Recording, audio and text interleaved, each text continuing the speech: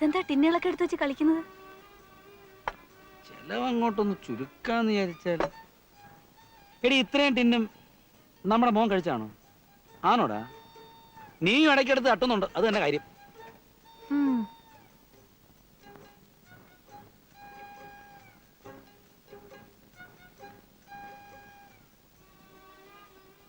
ഗീതേ, നമ്മുടെ നമ്മുടെ വരവും ചെലവും ഒരു കണക്കിനും അങ്ങോട്ട് ഒത്തു പോകുന്നില്ല. കഴിഞ്ഞ മാസത്തെ ശമ്പളത്തിൽ ഒറ്റ പൈസ ബാക്കിയില്ല. ഇതിങ്ങനെ പോയി എവിടെ ചെന്നെത്തും? ഒരു വീടായാലും അങ്ങനെയൊക്കെ തന്നെയാ. പുസ്തകത്തിലെ പോലെ അല്ലല്ലോ ജീവിതത്തിലെ കണക്ക്. എടി, പഞ്ചാര എടുത്തിട്ട് കൊട്ടാതെ ഒറ്റ പൈസ കൈ നിൽക്കുന്നില്ലെന്ന്. ഒരു കാര്യം ചെയ്യാം, അടുത്ത മാസം പോലെ ഞാൻ കിട്ടുന്ന ആഴ്ച നിന്നെ അങ്ങ് ഏൽപ്പിക്കാം. നീ എങ്ങനെങ്കിലുമൊക്കെ നോക്കി അങ്ങ് നടത്ത്. ഇതിപ്പം മനസ്സിലുണ്ടായിരുന്ന സമാധാനവും പോയി. എല്ലാവരും ഒന്നിച്ചിരുന്ന കാലത്ത് സമാധാനം ഉണ്ടായിരുന്നു അല്ലേ? അന്ന് അമ്മയെ 1000 രൂപ ഏൽപ്പിച്ചു കഴിഞ്ഞാൽ പിന്നെ ഉത്തരവാദിത്വം തീർന്നല്ലോ.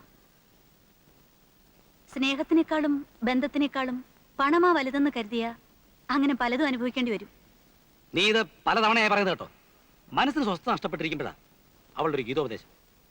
ഉണ്ണേട്ടനൊരു വിചാരമുണ്ട്, ഉണ്ണേട്ടൻ പറയുന്നതും പ്രവർത്തിക്കുന്നതും മാത്രമാണ് ശരിയെന്ന്. ഇപ്പൊ മനസ്സിലായി തുടങ്ങിയില്ലേ? ദേഷ്യപ്പെടണ്ട. കുടുംബ ബന്ധങ്ങൾക്ക് വിലയിടാൻ പറ്റില്ല ഉണ്ണേട്ടാ. ദേ, നമ്മുടെ മോൻ വളർന്നു വലുതായി നമ്മളോട് തന്നെ കണക്ക് പറയാൻ വന്നാ എങ്ങനെ സഹിക്കും? ഉണ്ണേട്ടൻ മറ്റുള്ളവരുടെ മനസ്സ് കാണാൻ ശ്രമിക്കാറില്ല. അതിന് വേറെ ആരെയും കുറ്റം പറഞ്ഞിട്ട് കാര്യമില്ല.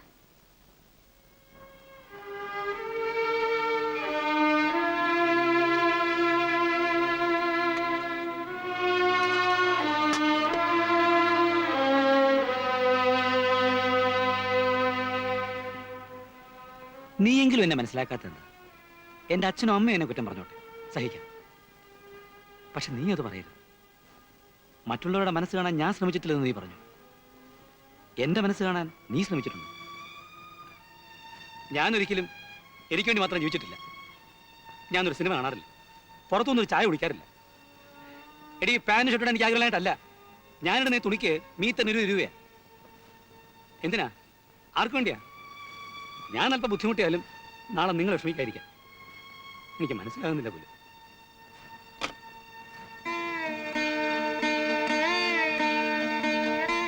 തെറ്റുപറ്റിയിട്ടുണ്ട്, പലരെയും വേദനിപ്പിക്കേണ്ടി വന്നിട്ടുണ്ട്. പക്ഷെ അതൊന്നും വേണമെന്ന് വെച്ചിട്ടല്ലായിരുന്നു.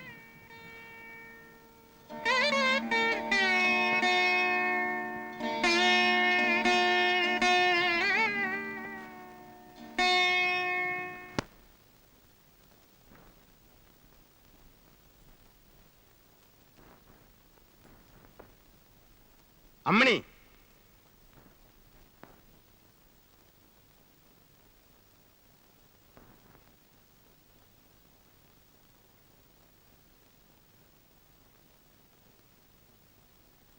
ഉണ്ണിയെ വിളിക്ക.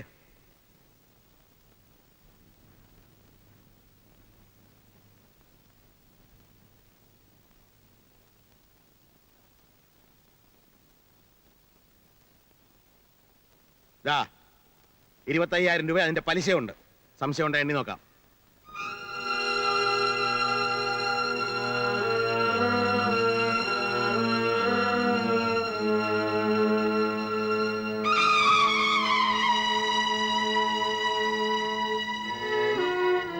എനിക്ക് കാശ് വേണ്ട അച്ഛാ. എനിക്ക് ഒരുപാട് അബദ്ധങ്ങൾ പറ്റിയിട്ടുണ്ട്. അച്ഛൻ കഴിഞ്ഞെല്ലാം മറക്കണം. അതൊന്നും എനിക്കറിയണ്ട. എന്റെ വാക്ക് ഞാൻ പാലിച്ചു. ഇനി നിന്റെ വാക്ക് നീ പാലിക്കണം. പോകുമ്പോ നിന്റേതായിട്ടുള്ള എല്ലാം ഇവിടുന്ന് കൊണ്ടുപോവാം. നിന്റേതല്ലാത്തത് ഒന്നും ഇവിടുന്ന് എടുക്കാൻ പാടില്ല. നിന്റെ ചേട്ടൻ ഇന്ന് ഈ വീട് ഒഴിയാണ്. അവൻ പോയതിന് ശേഷം എന്നെ വിളിച്ചാൽ മതി.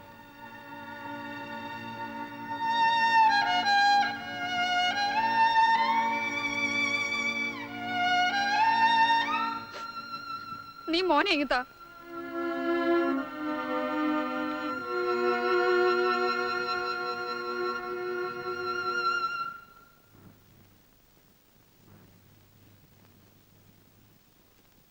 എല്ലാം അറിയാവുന്ന ആളാണെന്ന് കരുതിയിട്ടാ ഞാൻ ഇത്ര നാളൊന്നും മിണ്ടാണ്ടിരുന്നത്.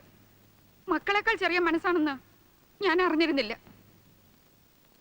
അവൻ അന്യനൊന്നും അല്ലല്ലോ, നമ്മുടെ മോനല്ലേ. അവനായിട്ട് ഒന്ന് മാപ്പ് പറഞ്ഞിട്ടും നിങ്ങളുടെ വാശി മാറിയില്ല. ആരോട്? നമ്മൾ ഓമനിച്ച് വളർത്തിയ നമ്മുടെ മോനോട്.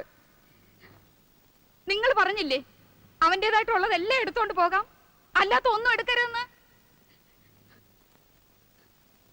ദാ ഇത് ആർക്ക് അവകാശപ്പെട്ടതാ? അവനോ നമുക്കോ? അവന്റെ കുഞ്ഞാണിത്, പക്ഷെ നമ്മുടെ പേരക്കുട്ടിയാ. നമ്മളെ മുത്തശ്ശ മുത്തശ്ശിന്ന് ആദ്യം വിളിക്കേണ്ടത് ഇവനാ.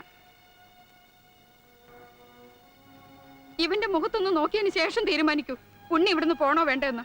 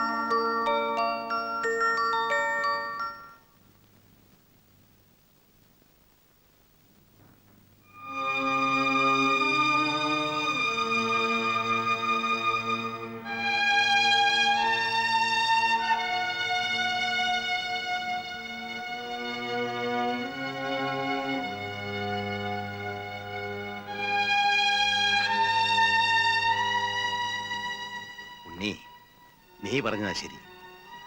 തെറ്റ് നിന്റെ ഭാഗത്ത് മാത്രമല്ല, ഞാനും ക്ഷമിക്കാൻ തയ്യാറാകേണ്ടതായിരുന്നു. നമുക്ക് കഴിഞ്ഞതെല്ലാം മറക്കാം.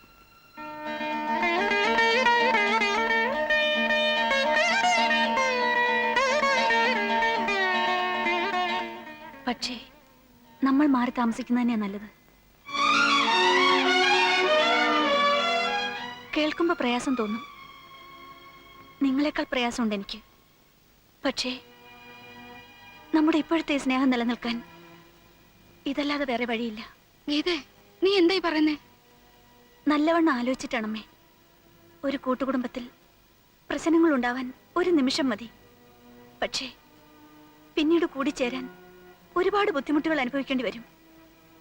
അതിനേക്കാൾ നല്ലത് സ്നേഹമായിട്ടിരിക്കുമ്പോ പിരിയുന്നല്ലേ.